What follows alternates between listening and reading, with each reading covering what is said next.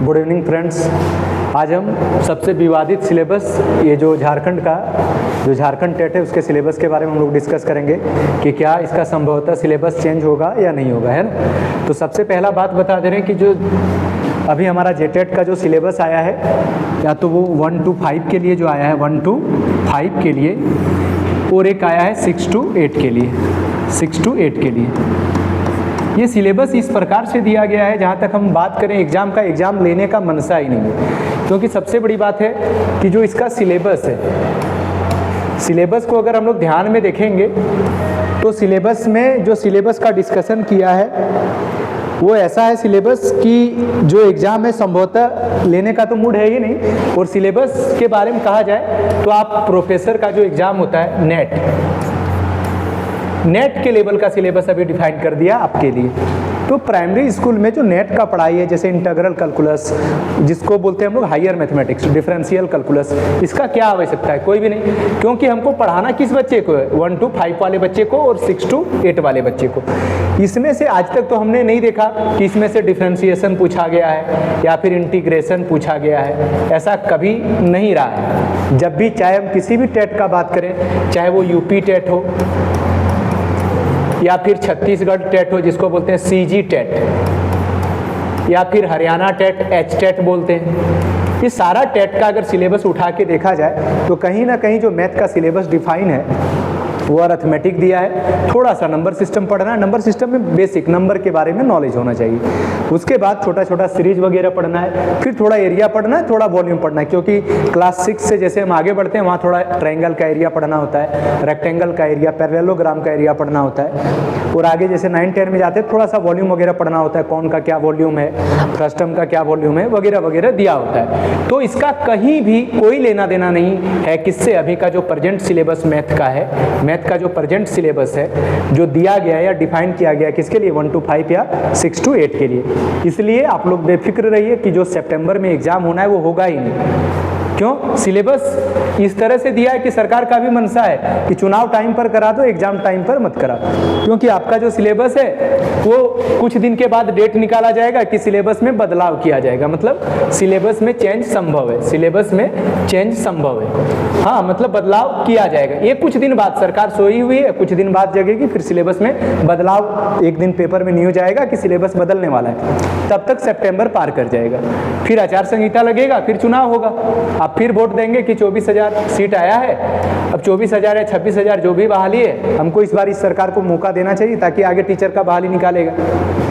अब क्या है, फिर चुनाव में जाएगी सरकार, तब तक हमारा रिजल्ट आते आते जनवरी आ जाएगा। ठीक है, जनवरी आने के बाद फिर सिलेबस में बदलाव होगा, फिर सरकार नींद से जगेगी, 4 महीने बाद सिलेबस चेंज होगा। सिलेबस चेंज होना तय है, चेंज नहीं होगा तो एग्जाम ही नहीं होगा, है ना। तो सिलेबस चेंज होगा, अमूमन मान के चलिए आपका एग्जाम मार्च से पहले नहीं होने जा रहा है ना। भले सरकार कितनों तेज करे इस पे काम, कोई फायदा नहीं इसका। सिलेबस बदलेगा, सिलेबस नहीं बदलेगा, कोई जाके हाईकोर्ट में अगर चैलेंज कर दिया सिलेबस को लेकर, सरकार वहाँ भी झुकना पड़ेगा सरकार को। और जब सरकार वहाँ झुकेगी, सिलेबस बदलना पड़ेगा, आचार संहिता लगना ही है, तो कहीं ना कहीं आपका एग्जाम का भी डेट बढ़ेगा, सिलेबस भी बढ़ेगा, इसलिए घबराना नहीं है। अब यहाँ डिपेंड करता है कि कौन सा मैथ पढ़े। ठीक है, अब जब यहाँ बच्चा किसी भी शिक्षक के पास पढ़ रहा है तो वो सीधा एक ही चीज गाइड कर रहा है कि सर सिलेबस का क्या, अमूमन हम क्या पढ़ें और क्या नहीं पढ़ें।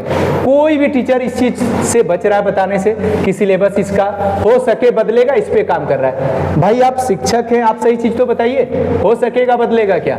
सिलेबस का आप भी रिव्यू करिए, उसके बाद आप डिटेल बताइए क्या सिलेबस बदलेगा ही बदलेगा, है ना। ये नहीं कि सिलेबस बदलेगा, नहीं बदल रहा है तो जो अभी सिलेबस में लिख दिया वही पढ़ाया जा रहा है। सिलेबस बदलेगा, ये 100% फिक्स है कि सिलेबस चेंज होगा। सिलेबस का चेंज होना 100% तय है। जो लोग अभी जो भी सिलेबस दिया है, जो सर बता रहे हैं, पढ़ रहे हैं, वो ठीक कर रहे हैं, है ना। कुछ दिन बाद समझ में आएगा वो जो टीचर बताया था वो सही बताया था, है ना। इसीलिए मेरा, अगर थोड़ा सा मेरा बात मानते तो थोड़ा पॉलिटिकल इशू को लेके समझिए कि झारखंड में चुनाव है, सरकार नौकरियां भर भर के निकालेंगी ताकि आपको अपने तरफ इंटरेक्ट कर पाए, है ना। और इसके कारण हम लोग अगर चले जाएं कि नहीं एग्जाम होगा, अब क्लास 5 में हमको हायर मैथमेटिक्स पढ़ना होगा, तो ये बिल्कुल गलत बात है। ठीक है, तो आप लोग, हम फिर बोलेंगे, जो पहले अरिथमेटिक का सिलेबस था थोड़ा सा एडवांस पढ़ना था, उसके बाद थोड़ा सा नंबर सिस्टम में नंबर सिस्टम में जो थोड़ा सा पढ़ना है उस पर थोड़ा सा ध्यान दें।